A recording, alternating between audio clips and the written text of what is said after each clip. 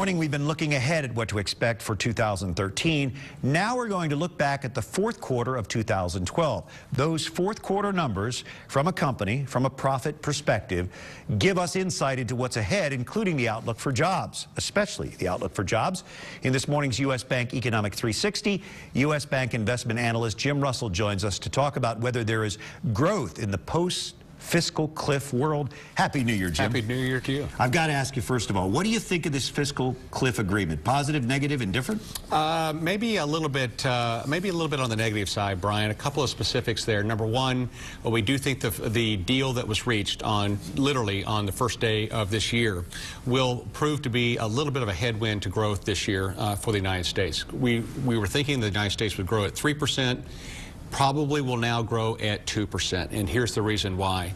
A lot of taxes were increased. $620 billion in tax increases, $15 billion in spending cuts. As you're probably aware by now, a lot of the spending decisions, which are important and politically difficult, have been pushed off for a couple of months. So we'll be hearing more about this in February for sure, but we got the bare minimum done, and we do think that's a little bit of a positive. So one of the things that sets the tone for the new year is the fourth quarter numbers. So what are we expecting to hear on profitability? What are those numbers expected to tell us? Brian, it's a good question. You'd mentioned jobs just a minute ago.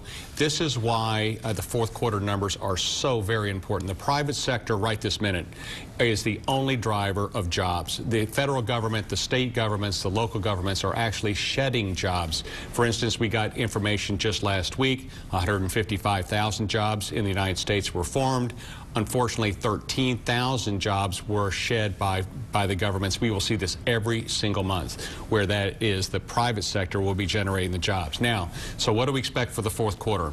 What we think will be said, and earnings will be released probably mid-January or so through about the first couple of weeks in February, 3 to 4% profit growth over last year. For all of 2012, profit growth looked like 3.4%. That's a modest number. We think 2013 will prove to be a little bit better year, call it 6% profit growth.